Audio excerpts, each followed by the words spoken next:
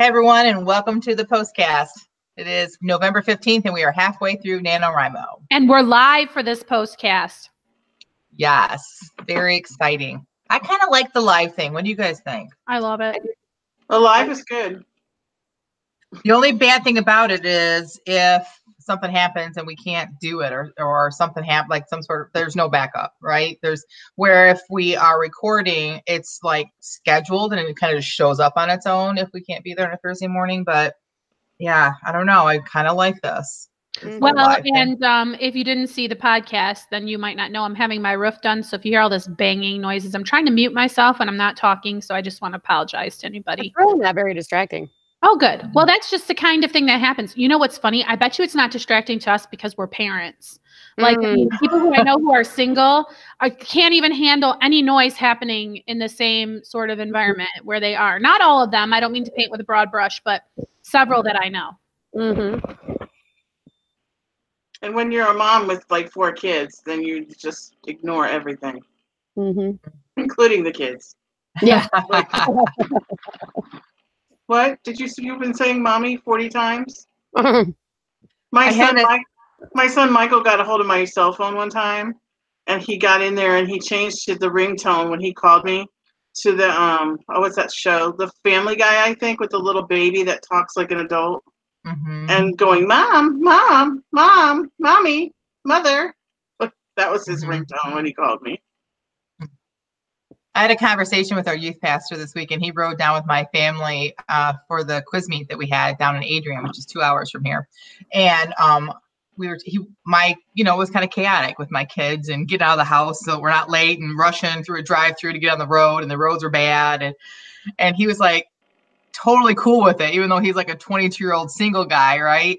But then I remembered, and he and I had this conversation, is that I remember when he was 2 years old, and I would hang out at his house when I was single in my early 20s, or my early 20s, and I would hang out at his house with his mom, who was like, everything's going nuts, and the boys are running around hitting each other, him and his brother, and his sister's like, I'm so annoyed with them, and like.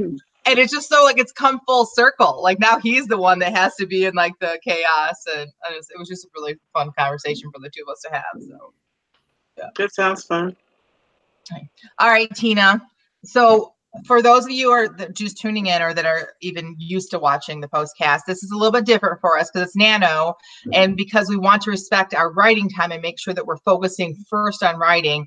Instead of us working to have something that's fully edited that we submit, we have decided that we were going to submit something very raw from what we wrote this week. It had to be from this last week, from last podcast to this one, for each other to read. So we're not going to be giving any like what we call meat in our feedback. It's going to be all bread. It's going to be very encouraging. We will give some suggestions because it's really hard. The 4 of us have been in writing groups together for 2 years now. So we have a relationship where we're used to giving and getting like meat from each other, right? So it's a little difficult to not give that kind of feedback when I like, say for instance, I read something of Tina's and I'm like, oh, Tina, this is so good. You know what you should do? So we're going to try not to do that. But if we know that it's going to make her story better and we think that she's going to like it, we're going to do that because we just love each other enough and we love each other's stories that we want to make it the best we can.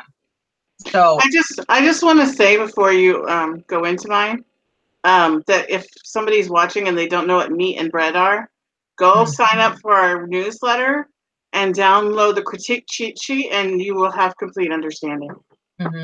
So there we go. There's shameless plug. Plus, the newsletter will give you great stuff. You'll never miss another episode of the Christian Indie Writers Podcast. Anytime we give out another freebie, you will be the first one to get notified about it. So yes, definitely sign up for our newsletter. It'll only benefit you in your writing career. So without further ado, Tina, I will ask you though, if there's anything that you're looking for, even though we're not going to be giving you critique, is there anything that you're hoping that we can focus on or comment on? Well, this is a little bit of a different type of book than my other ones that I've written, which have been more like adventure, and this is more kind of suspenseful. And it's so rather than external action, most of the action is internal. if that makes sense. Mm-hmm. And I just don't want it to be boring. So okay. That's my biggest concern. All right. See you later. So yeah, we have a period of discussion where the writer does not speak, and it's Tina's turn to be in that zone. So Tina is in the silent zone, and the rest of us are going to discuss her work. So who wants to go first? Oh, we get a choice? I thought Jamie was going to jump in on this. I'm totally fine with that because Jamie has been waiting forever to talk about this. That dream sequence. Oh my word. I was like, this is completely horrible. And I can't stop reading it. Not horrible writing. Right. It's horrible excellent. It's excellently done. It's so good. And I love that. You know what? I do have to say, this does not really mean to be mean, but I thought that it was Rory, the main character in the dream, standing there looking at him because of the two R names. I got very confused that it was Rebecca, which is like his wife person. Mm-hmm. So like I had to go back and read it again. Who was in the dream? Because I didn't know if the dream was supposed to be about main character girl and it being about her and the wife. So, I mean, I don't really mean there to be me, but I'm just saying like it read differently for me because of that. But no, I have to agree with you. If when she goes back to edit, my suggestion will be to change Rebecca's name to something different. I agree. Yeah. I was really blown away by this. As far as it's sort of being boring, I wouldn't say that it was boring. I don't see anything that's too much thinky, thoughty, boring stuff. I see a lot of interesting dialogue and information coming through to the dialogue. Yeah, so I'll let someone else talk now. Okay, I'll go. I would like to know why. I'm curious why she thinks it would be boring because I'll just tell you that when I opened it and I saw it was 6 pages, I was like, oh, I should have started this earlier. But then I was done at the 6th page before I even knew it. I went through it. It just was an easy read. And so I just would like to know what she thinks is making it boring. Now I really, really like Alex.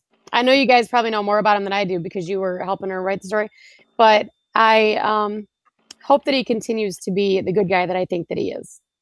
I really loved how, she's supposed to find out in some way that the truth of whatever situation. And I thought the CB being on was so clever. Loved it. I was like, oh, that is so, is there any way I can steal that for my story? No, probably not. Yes, anyway, I also love that too, because I mean, of course she would turn on the CB. She has no TV and no internet. And you can just imagine being someone who can't sleep, but doesn't have those things and isn't like a reader. What else are you going to do? So it totally was like a device. It didn't come off like a device. I completely agree with you. Mm-hmm. Yep. So really that's my feedback. I thought everything was great. The dream, you're right, was so good. And it was, you learned a little bit about his backstory without it being backstory. So I would just like to say that when we started this whole project, when we first discussed it in, I think it was August that we first started talking about this idea of making Preptober all about actually prepping one book and forcing Tina to write it. This piece here is why we did it. Right. I feel like this author has had this weight around her neck, weighting her down with this story that she's been writing. It's her baby. It's the story that she's had inside of her that she feels God's given her. And I totally understand that. But I think that she needed to break away from it for at least a little while, because this is the writing that I know this writer does. This is amazing. Like, I'm glad that we didn't have to give me, because I'm not really certain what I would have done. Mm-hmm. Like, I would have been at a loss to give her, like, as I read this, I just like with Rhonda, I got lost in it. Like, this could have been something written by any famous author that's already published. It is that well done.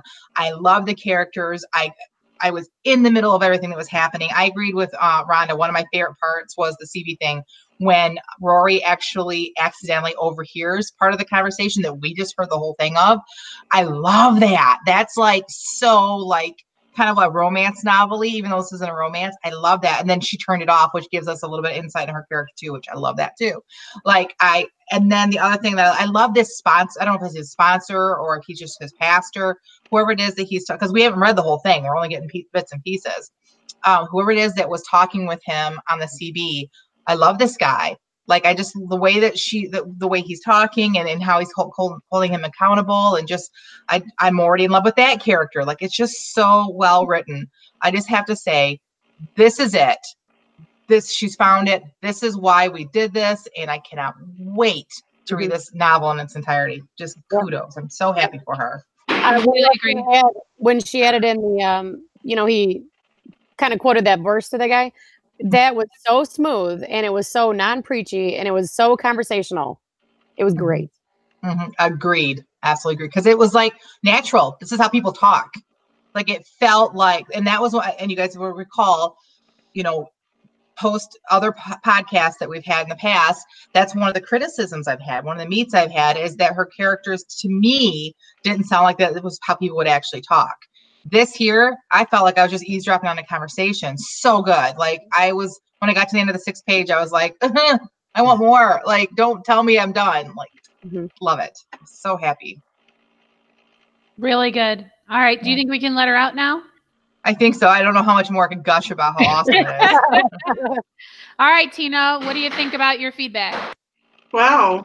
I don't know what to say. Thanks, guys. Like, I feel like the queen right now.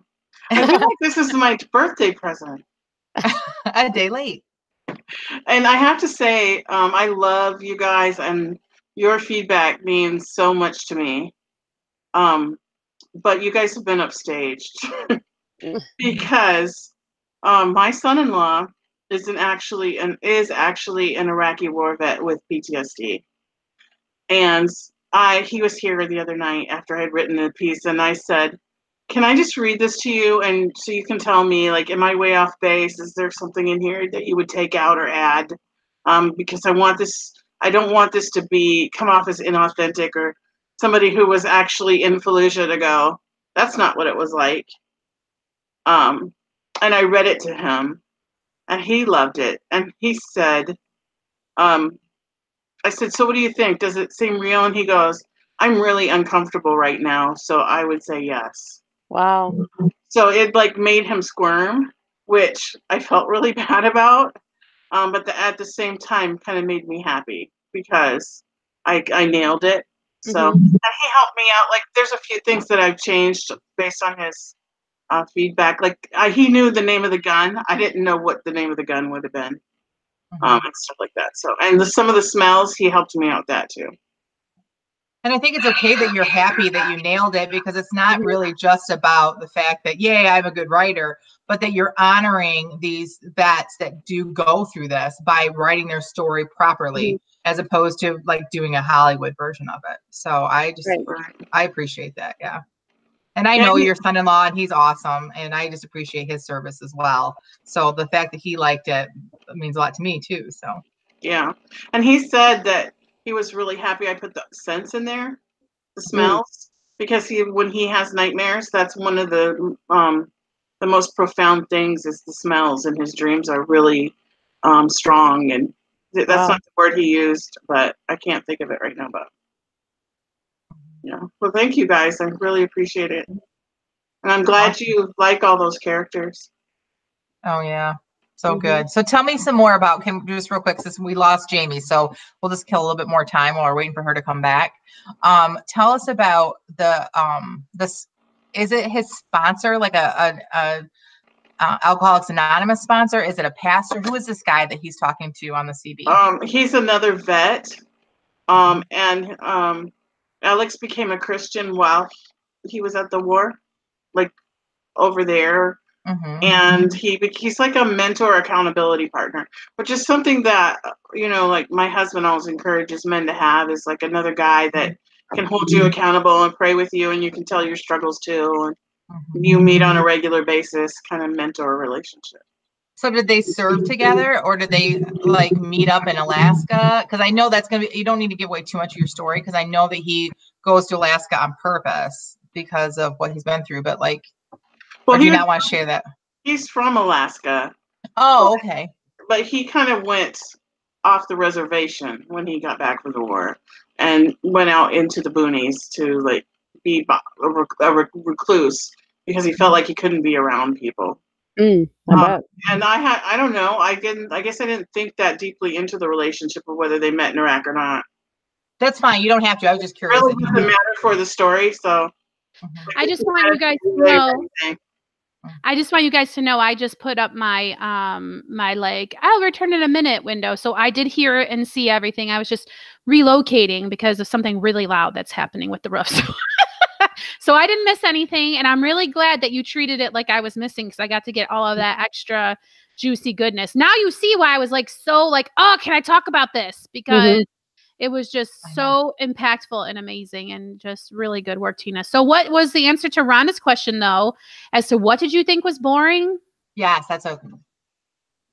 I didn't think it was boring. I was afraid other people might think it was boring because it didn't have a lot of physical action.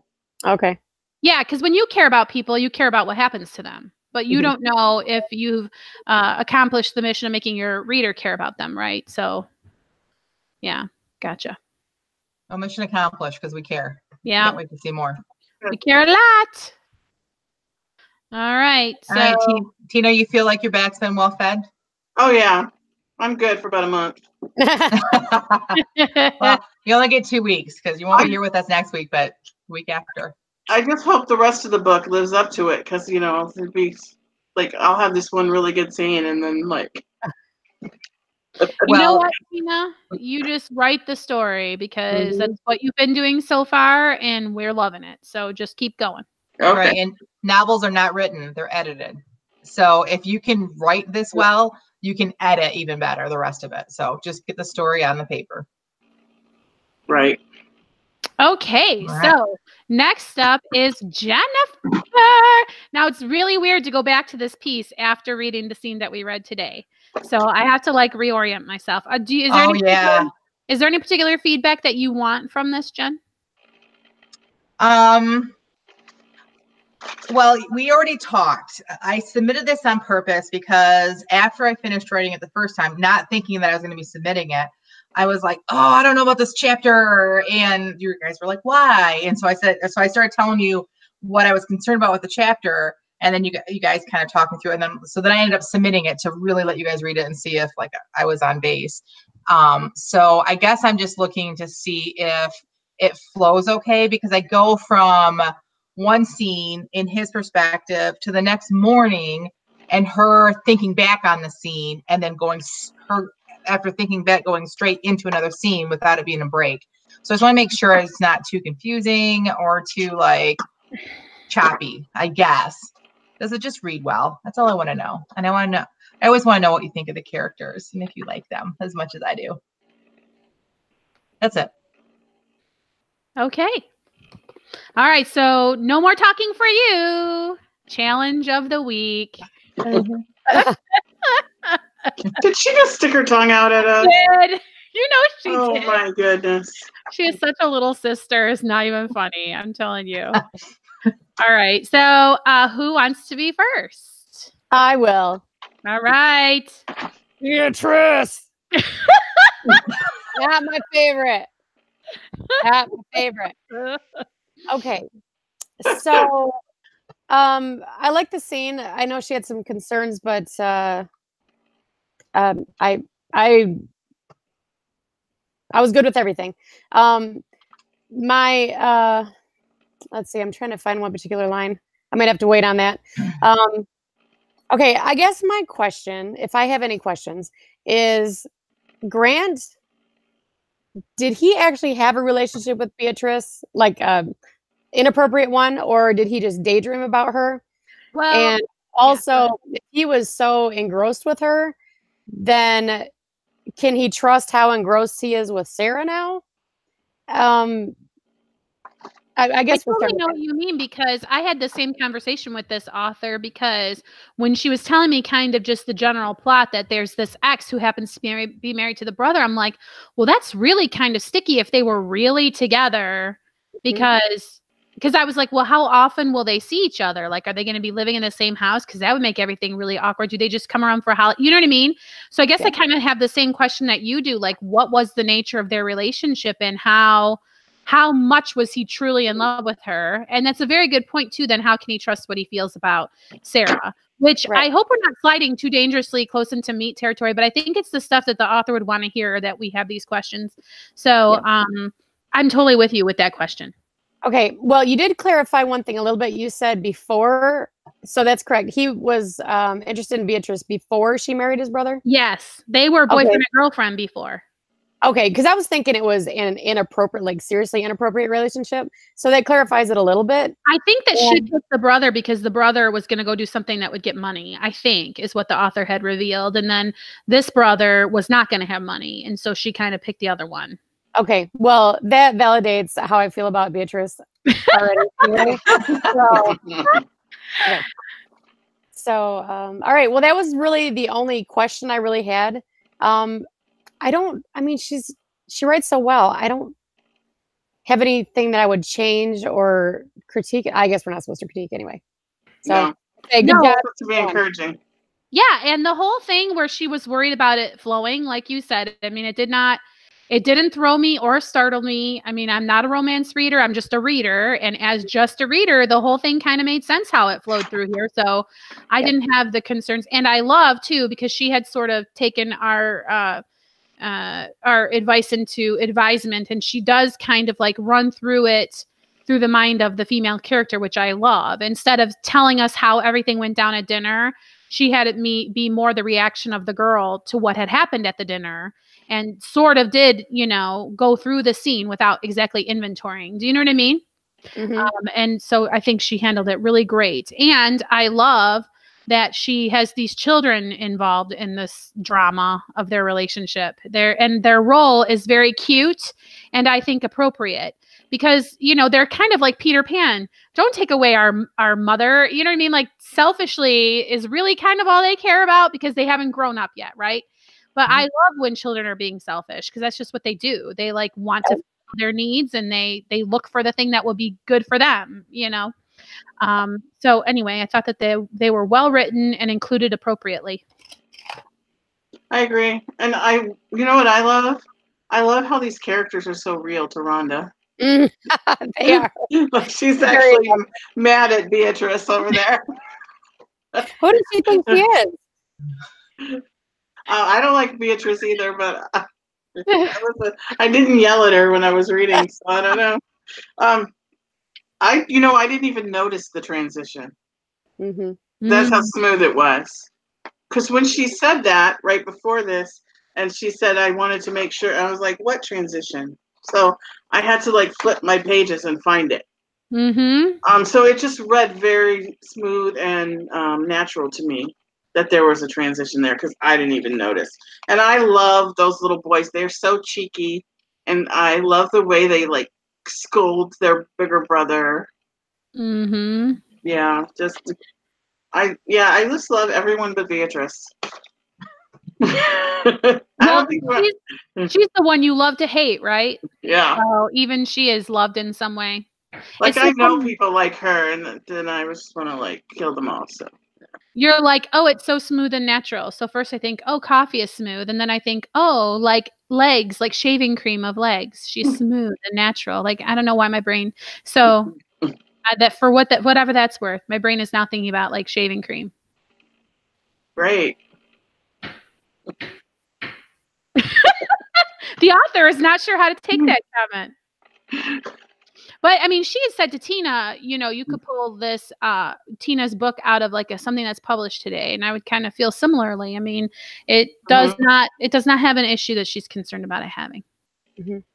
I really like the one line about her stomach issues, and it's her way of saying, I mean, whether I was supposed to laugh or not, I liked it a lot. Yeah, and this family is living with a lot of dysfunction, eh? I mean, like, everybody knows that these bad things are happening, and yet nobody is addressing it, which is really interesting that this family is so sort of real that way.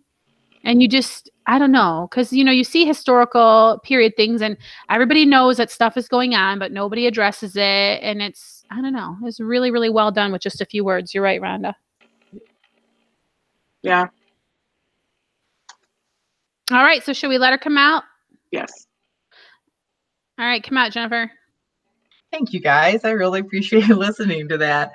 I'm trying to find the stomach issue. I don't remember what I wrote. Oh, like, where was it? It says, it's down. What page is this? Beatrice. On page 2. Mm-hmm. She says, my Beatrice has a propensity for stomach issues. I believe it's just her way of saying she's sick of me. Oh, okay. Yeah, you were supposed to laugh at that. Okay, good. Yeah, we did. It was funny. So, did it make you feel uncomfortable? Like, if you were sitting at the table, you'd be like, "Oh my word!" Like that was what I was like, trying to write. Right. Yeah. That's what I would be like, "Where's the popcorn?" Yeah. Popcorn. Yeah, like if Sarah weren't part of the problem, like if she weren't like they weren't starting to swirl her up into it, she probably have been like, but she's in it, and so now she's like, oh, what? Yeah. And she's done nothing to get involved in it, so that's so like, now she's getting stomach issues. Yeah, yeah, exactly. So, did Grant have a relationship with Beatrice? That was the first question. Yes, and maybe I need to go back and revisit that and make it more clear that it was something from the past, and that because I know that Jamie and I have discussed it, but again, it's Nano, so you're just writing the story out. So that's probably something I do need to revisit and make sure, because I don't want it to read that he had anything inappropriate, because Grant is supposed to be someone who really honors God with his life. He's got other problems and he's got lots of other baggage, but that's the one thing that he, has solid is that, but again, this woman who we thought he was in love with corners them in a hallway. And so all these old emotions, come up. And so, I didn't know that. Sorry.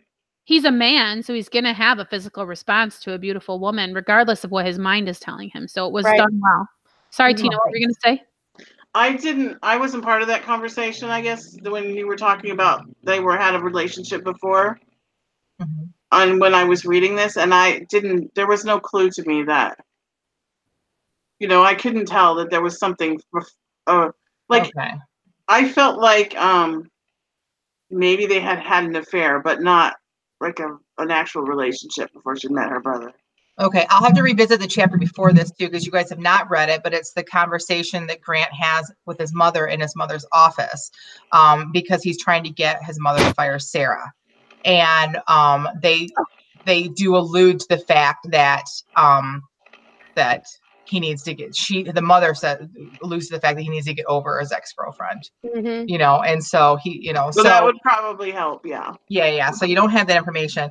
And as far as whether or not he needs to how will he understand if he really is in love with Sarah or not? First of all, yes, Beatrice and Francis live in the house. This is part of what I think Beatrice chose him for, is because he wants to take over the family business. He wants to live in the grand house. It's all about appearances and about the richness, where Grant wanted to make his own way. He wanted to be he didn't want to have to rely on his stepfather's fortune. He wanted to have his own. And she didn't like that. She didn't want to be the wife of a professor. She wanted to be the wife of a grand person, but that's what makes it so juicy, is that she's there all the time. And Sarah now is there as the governess, and I'm going to use the contrast between the two of them. And he's already, what I'm writing right now, he's already seeing the difference between the two, and seeing we think we know what we want, right? Like, this was one of the sermons at a revival. You say you want Jesus, but yet your life, you are spending more time watching TV than you are with Jesus. You're spending more time working on your career than you are in the Bible. So you say you want Jesus, but what really you're saying is you want to want Jesus. Mm-hmm. Really what you want is whatever is over here. And so that's kind of what I'm kind of putting into the story, is that he thinks he wants Beatrice, he thought she was the woman for him. But really, it isn't at all what he wanted or he needed. And as the story progresses, having the two women so close at hand are going to really show the contrast between the two of them, and really show what it is that really is God's plan for him. So that's on purpose that she's there. So plus, that's a lot more fun to have. I know. It ups the tension and. Oh yeah, and I'm getting ready for a real tension-filled chapter. The next one. Oh wow! That'll be written today. How long have Frank and Beans been married? That's my name for him, by the way. You know, I don't know. Long enough for it to motivate Grant to hightail it out of there and get a job as professor out of state. So but I think it needs to be pretty fresh. So let's say the summer, and now we're looking at the fall. We're in the fall right now. Okay. We're coming up on Thanksgiving, literally in my story, literally and figuratively. So yeah, so it's still really fresh. So that's the other thing why like he's kind of more susceptible to her like attention when she corners him in the hallway, because it's still an open wound for him, you know. Which would be another reason why he wasn't he didn't notice Sarah. Like he wasn't attracted to anyone because he's just still in that whole hurt stage, thinking that he's in love with someone else. So when Sarah throws herself at him at the very beginning of the book, like he is so caught off guard because it was not even on his radar. And so like that's something like that. I was like, well, how would it not be on his radar? I want them to have, you know, like chemistry. Well, because he was just like so hurt. He was in his own little shell at that point. So makes sense. Yeah. Awesome. Jen, is your back feeling pretty fed? Feeling great. Thank you, ladies. All right, Jen, Rhonda. Is there anything particular you want us to discuss when we are looking at your piece? No, not really. I gave you the, let's see, the rough and sprinty, I think I called it. So that's what you asked for. That's what you got. So you can just tell me if it's logical the way things are progressing, I guess. And if you have any questions or comments, whatever. All right, silence. I will say I really like what you learn about this character by reading about her relationship with this car. I think it's really funny how she talks to it, begs it to behave, etc. I think it's really darling. And funny how we get a secret note that has been kind of blotted out, that this is where the X works, is in this garage, you know? So I love it. I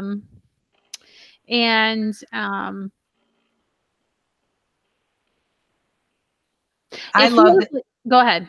No, I was just saying, I love this character. I'm not sure who Hazel is. Like, I feel like I missed something because we've read other parts and I don't remember a character named Hazel that would be inside her head in the story. So that would be my first question for her is, who is this character and how does it relate to the story that we're reading?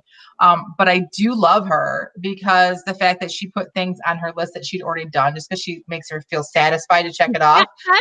Totally relate to that chick. Like that is my peep right there. So I love that. That's a great characterization. So you appreciated her like talking to her car, and I appreciated that like, ooh, got these already done. Like I really could relate to that. So I love that. Yeah, and I appreciated that she could maneuver with lengths of wood in her arms without knocking anything over. Yes, yes. That was great. I couldn't relate to that part. I would be knocking everything over. All right. Yeah, there's what did she ask us for? She wanted to know, does it make sense and progress? Yes, except you make kind of a good point. I just assumed we were still reading about our main character, but you're right. This is not the name of the main character, is it?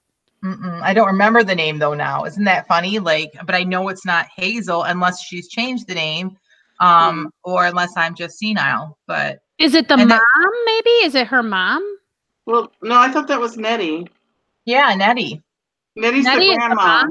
No, Nettie's the grandma, but that's what this story's about.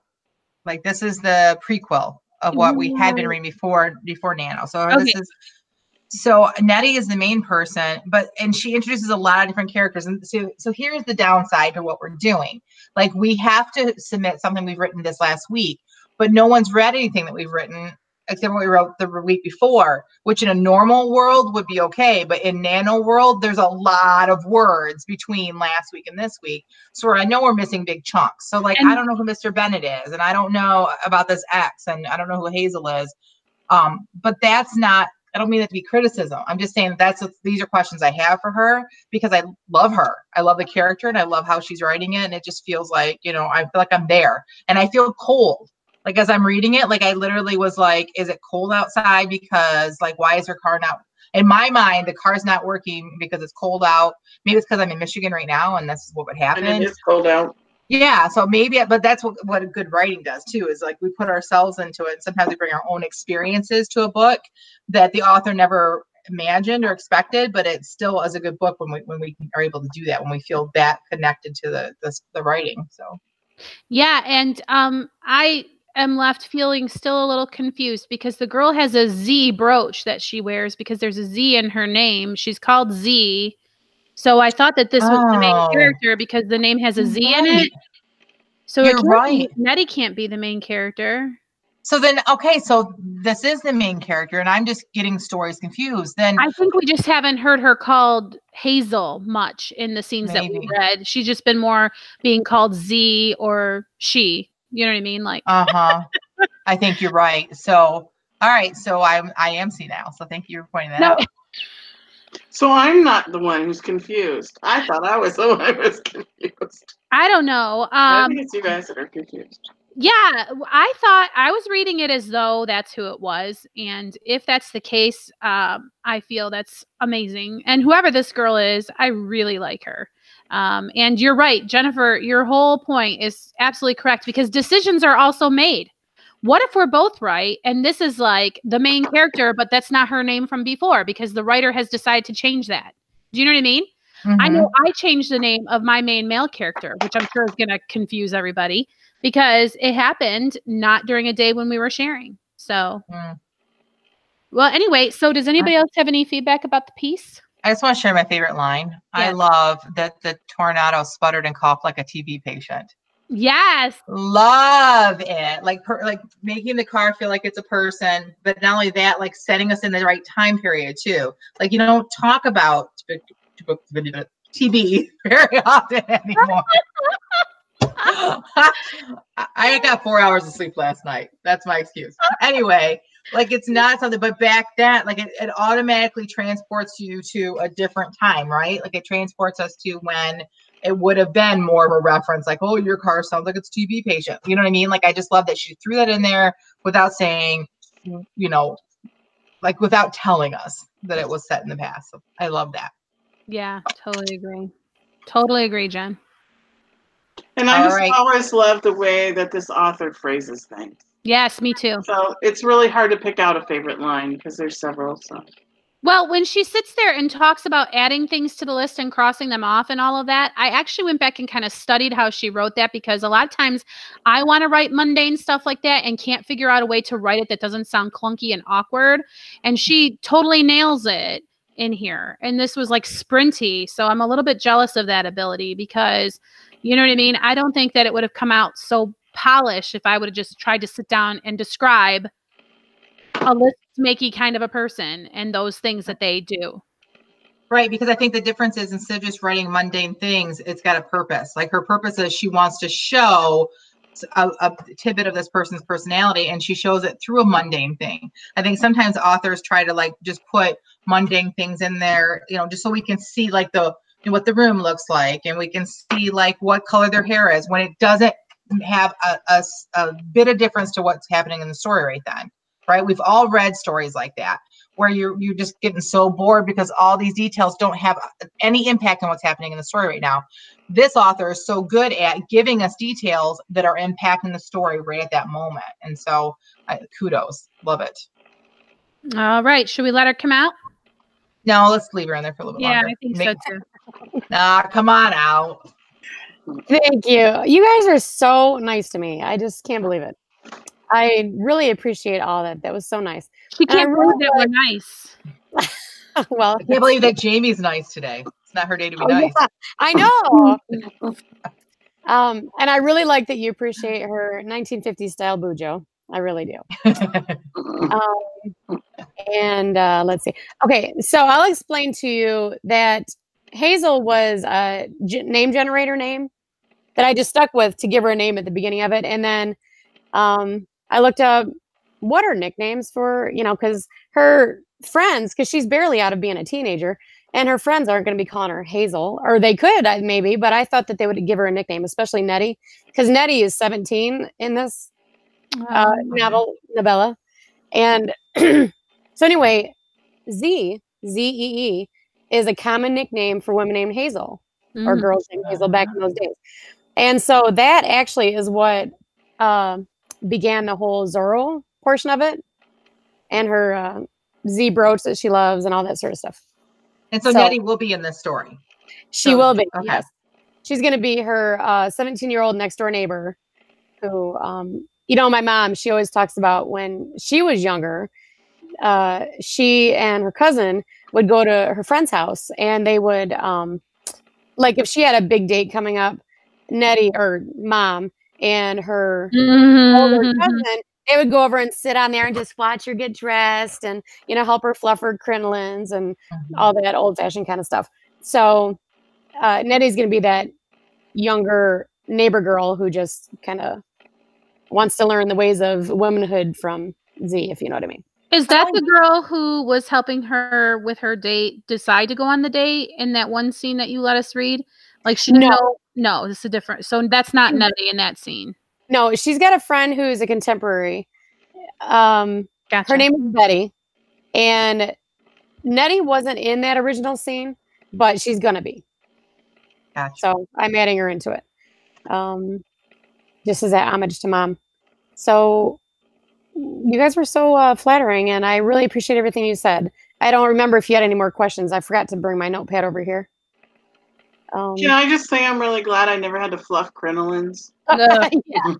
I don't even know what they are, but I'm just the opposite. I was just about to say, I don't know why we don't do this kind of stuff anymore. Why don't we as girls just get together while the other person's getting ready for a date? That just sounds so sweet. I'm totally with you. My daughters, they used to go to their friends' houses and do that. Not on a weekly basis, but, because dating's so much different now than it was. But they used to do that, sit there and curl each other's hair and, paint their nails and stuff before a date. Grown up in the 90s or in the 80s, I didn't do that. But I do kind of wish I had crinoline. I guess that's why I'm writing that, because I love that era and how important dates were and all that. So. Well, Rhonda, do you feel like you're back as well fed? Very, very well fed. Thank you. A little overstuffed, which is good.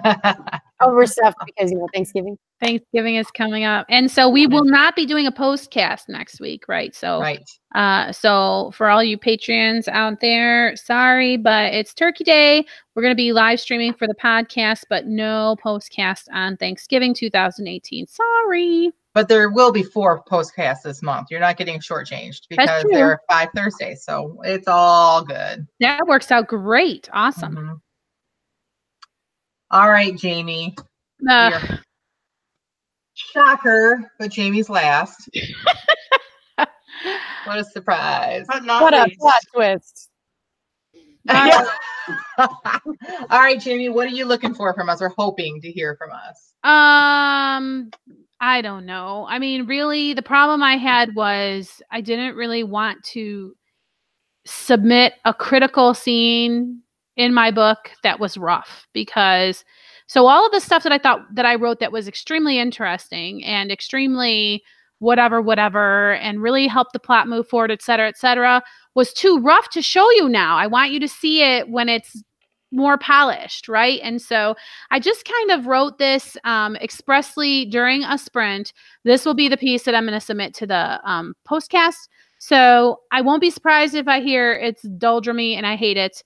I don't even really know what I want to hear. I guess just like, yay, you submitted something.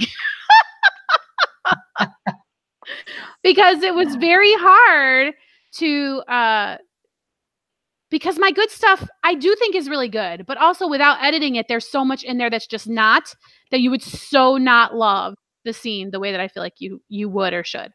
So anyway, that's it. I'll shut up now. Okay. Who would like to go first? I can. I hate to go first every time, but I will. Oh, that's okay. Go ahead. Okay.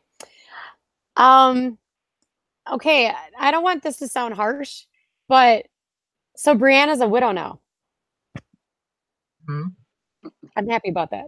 I thought you were going to be like harsh about her writing, and I was like, I what can tell did she you was think that I happy did when it? she did this. I was like kind of like, No, I'm pleased with that development. Okay. I like this whole scene. I shouldn't say like, I love this whole scene. This is another one that I was just completely engrossed in. And I really would like her to also submit some extra chapters every time that she does a post, just for my reading. Because I love the story. I love the basis of the story. So I'm interested in that anyway. And then that's all I'm going to say for right now. I will contribute again in a moment. I love how uncomfortable I felt with how Brianna was feeling about Ben, because it makes it real to me. You know what I mean? Like the fact that like, all right, so he's married. The woman, his wife, is like possibly dying, and Brianna is like completely insensitive to it. So I was so uncomfortable with that. And I don't know, like if I'm guessing that this author wanted us to like be uncomfortable with that, because it made me not really like Brianna. And I am up to this point loved this character, like loved her. Like I felt like she was my BFF. And then this chapter came and I'm like, I don't like this woman. Like she needs a woman in her life just to keep her and tell her like, you know, get Satan out of your life, you know? Yeah. But I love though that I think that like she showed us that inner part of Brianna that like clearly Brianna's got some baggage too, you know, like it's I can understand her being attracted to someone, especially after going through what she'd gone through with the man that she was married to. But I would like to see something more redeeming of her, and I'm sure we will with Ben, because now I don't want her with Ben, because I feel like that's just like not even gonna be right because of what he's going through. But what do you think, Tina? Or sorry, anyone? No, I'm good. Okay. I'm sorry. No, go ahead. I thought you were saying that you didn't want to go yet. All right, go ahead. No, I'm good with going. I have this was so intriguing to me, this whole plot line that she's going with now. Like I've just like my brain was just racing forward with the possibilities. You know, like my story, my part of my brain that loves stories, and I was just like, oh, okay. So how far is Las Vegas? Is the wife going to live long enough for him to get to Las Vegas? Is she going to go with him, and then the wife dies, and then they're going to get together? Or maybe he dies too, and now like Brianna has to save the world and finish the mission without him. Like I don't know. I was just like, this whole scene just got my curiosity going, and my brain just was like, I want to know, like, where is this leading? And I'm scared for them. Like, what happens if they get there and they don't get any help? Like, it's not just about getting back to the compound, because like getting back to the compound is important because that's where there's food and there's shelter and there's safety. They're putting themselves out there. And I'm like, what if, you know? So like the whole chapter was uncomfortable in a very good and juicy way to me, I guess is what I was trying to say. And I guess what I was trying to say is that I forgot that I was supposed to be reading this for the purpose of the podcast, and I just got caught up in the story. And it's like that book that, you know, ends, and then you were like, wait, the sequel's not written yet? What are you telling? What are you talking about?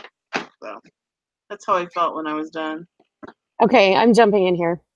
Okay, Jennifer, I disagree with you. I mean, I agree, but I disagree, because I still like her character. I like her even more now than I did before, because I'm not sure how much time elapsed from the last one that we read or that I know anything about.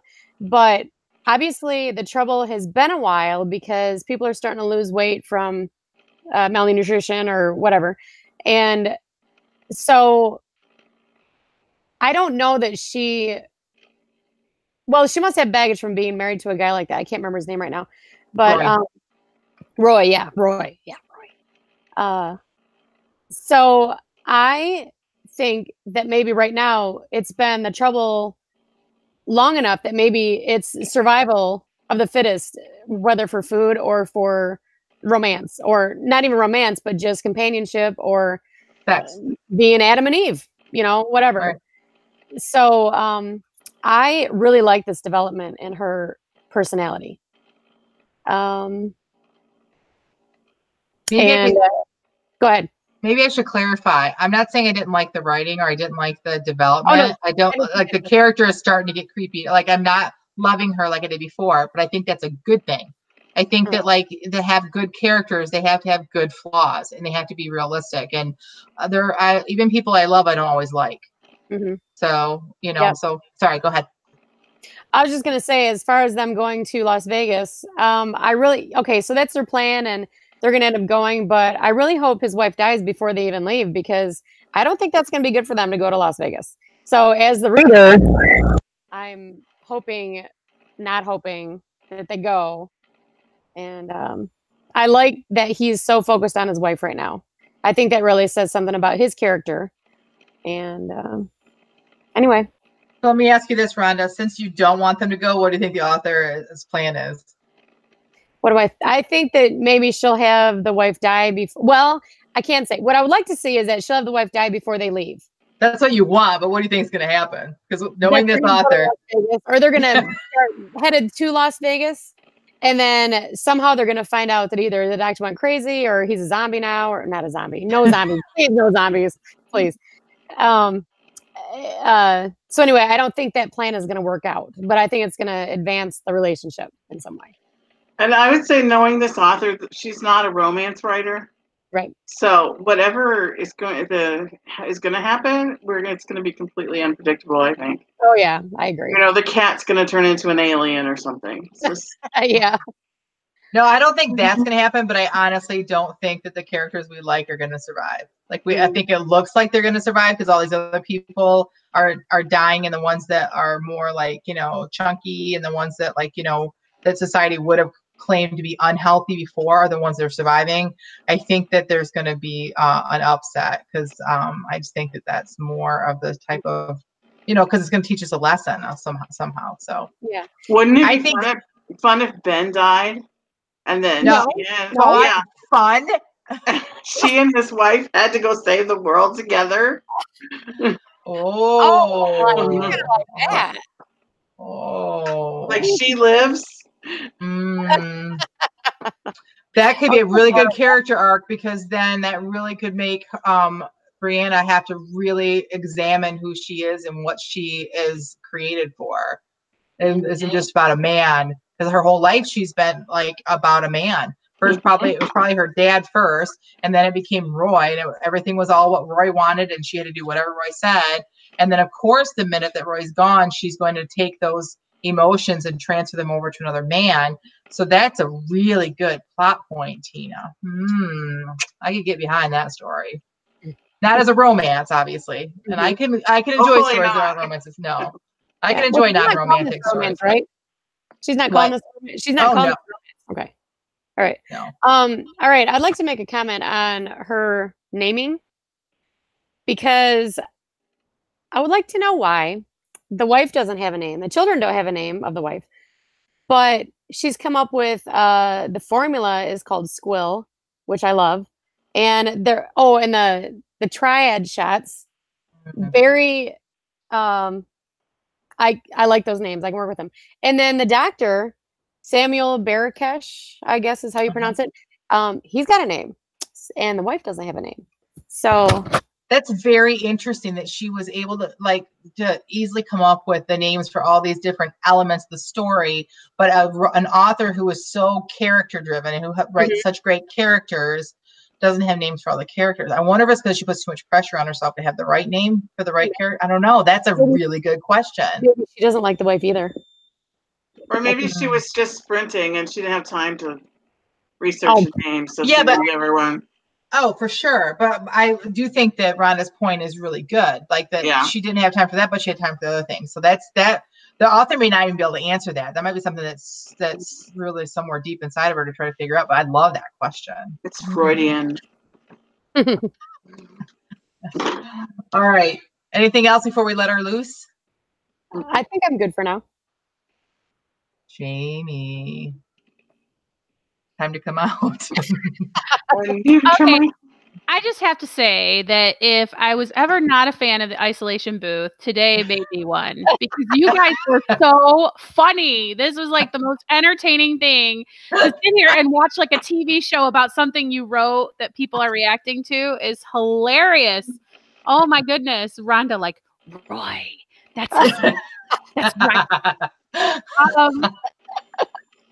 So I think that the biggest question it came up at the end was the whole name thing is so funny, you guys, because you're like, well, she cares so much about her characters. Here's how much I care about my characters. I would rather put in the word name than call someone the wrong name if I've already named them earlier in the book. So whenever you see name, that's really a character who already exists in my universe, whose name didn't come to me at the time of the sprint. Okay. So I just put in name, and I knew I would fix it later with whichever of the characters that it was who I'd already created earlier in the story. So it's very interesting that you guys like totally picked up on sort of that. That's really cool.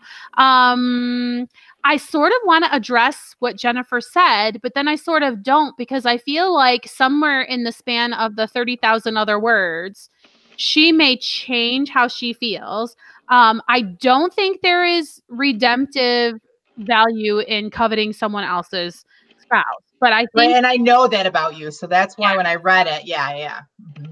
But I wonder if you had the whole picture, if your feelings wouldn't change just a little in a certain direction. But I really kind of don't want to address it, because for the whole reason why I didn't want to give you that part of the book to read, because I feel like I want you to be able to enjoy it and not have to hunt through all of the pile of bones that is sitting there with all of the good stuff. Because, I have 40,000 words, but I told you before, it's not all craft. And so a lot of the stuff that I wrote is like garbage, garbage, garbage. Oh, gold nugget, garbage, garbage, right? And we're submitting unedited. So I just want to play fair by the rules. So I'm really happy, though, that the feedback is positive and that you guys are excited about the story and wondering what they'll do. I mean, that is kind of the point. So that's very exciting. So you see here that they're at a crossroads and they're making a decision about going on some journey and sort of whatever. And so I will just tell you that my dilemma is that I got to this point of the novel and I'm at about 40,000 words. And I'm like, okay, so from here to eternity, I'm not someone who's thinking, well, I want this novel to be 80,000 words. So this many thousand words needs to be this plot point and this stuff needs to be this plot point. So it kind of makes me kind of start to wonder, like, I don't want to build up this whole thing and then shoom, the ending comes and it's just over. So it'll just be really interesting to see what happens. I have an ending in mind that I think is the ending, although what you guys are talking about is also amazing. And I have some things that have to happen. So anyway, I don't even know what I'm talking about anymore. Did I not address anything? Do you see yourself ever writing a series? Well, remember how when I was moving and people would be like, so do you think that you will do blah, blah, blah? Well, right now in my writing space, that's where I'm at in my head, because I feel so like consumed with this that I can't even tell you if I feel like I will ever write another short story again. I'm like very blah right now in the head. So I can't. Ask me tomorrow. That's the Magic 8-Ball answer. So I would like you just to promise that you're not going to cut the story short just to fit it in a novel length. Oh, very interesting. No, I'm not going to do that. So what my plan is to write to 50,000 so I can be like, phew, I've honored that commitment to myself. Then my 500 words of craft a day will be on this book until it is to the end, to where I think it's finished. And it might be more than 500 words a day, depending on how I'm feeling about what I'm writing about in the story. So it'll go for as long as it needs to be for it to be done and to have all of the elements in it that need to be there. Good. Which gives me sort of a little bit of a breathing problem, because until now I've been kind of playing it safe and writing what I know. And it was so funny because I looked up how far away is Las Vegas. Well, it's 25 hours if you can go 70 miles an hour on a freeway that's not blocked up with people trying to evacuate because they think going somewhere else is going to save their life, kind of a thing. So that's 25 hours at 70 miles an hour. So how long is this journey? Like, this is stuff I hadn't even thought about. It may have to not be Las Vegas. Yeah, because if you need the desert, it starts before Las Vegas. Ugh, I really don't want to put them in the desert. Anyway, we'll see. Oh, we thought you wanted the desert because I thought that was part of the. I mean, maybe kind of happened. So because here's where it starts to be like the lazy person me does not want to figure all of this out. Like, really, what would it take to outfit some people to, drive this amount of distance, and how much rations would they need to have, and blah, blah, blah. Now, the funny thing is, I'm sure any doomsday prepper that I can locate would be more than happy to show off their knowledge and say, it would take blah, blah, blah. Or I could just pull it out of my butt. I don't know how much my readers will care if I'm accurate about that, right? I mean, heaven forbid there's a Goodreads argument about whether or not people could really make it to Las Vegas with 2 trucks full of water and food, right? Like, wouldn't that be awesome if people were arguing about that? And gas. They're going to have gasoline tanks. Right. Oh, and honestly, do you really need to even say what the supplies are? You could just say they put the supplies in the truck. Right. And people who know what that would know what you're talking about. And those who don't probably don't care. You're right. Right. And then if they don't have enough supplies, or that's part of your plot, that like they don't have enough to come back, a doomsday prepper would be like, oh, they didn't know what they were talking about. You know what I mean? Like, it's not that you wrote it wrong, it's the people didn't prep properly. Do you know what I'm saying? Like, so. Or the prepper might say, oh, well, there's someone else who just didn't prepare properly. Not that they did it wrong or whatever. But. Yeah, it's interesting because I'm just now talking to you guys, these people who have come to live in this community, a lot of them were just the spouses of the prepper, but a lot of them were the prepper in the relationship. And so, nope, I lied. That is not true. Because they were all married to men who were like Roy was. These people who come there. So I take it all back. Although a lot of them probably would be skilled. I just remembered a piece of feedback that I forgot to give. One of the reasons that I like him so much is because he thinks that on the way back, he can rely on the kindness of strangers to get them back with supplies. And just that sort of dreamerness, or that, I don't know if he's trusting God or if he's just like really not a prepper, but that just told me about him, and it makes me kind of want to protect him or something. I don't know how to explain it, but I like it. Yeah, I'm very excited because I'm really hopeful that my characters will be what I envision them to be to my reader. And I feel like you're kind of picking up on a really good line there. So great. Awesome. All right, awesome. Do you feel like your back's been well fed, Jamie? Very much. I really, really appreciate it, guys. I really appreciate that feedback. Awesome. All right, we're halfway through. That's it. We still have some writing to do today. If you're watching this podcast, we hope that you not only enjoyed it, but it was inspiring to you to get your butt in the seat and get some writing done today. Yes, please. And also, if you want to write in with any struggles that you have or anything you'd like us to address here, we would love to talk about it. Sounds good. All right, ladies. Have a great day. We'll see you next week. You too. Bye now. Bye. Bye.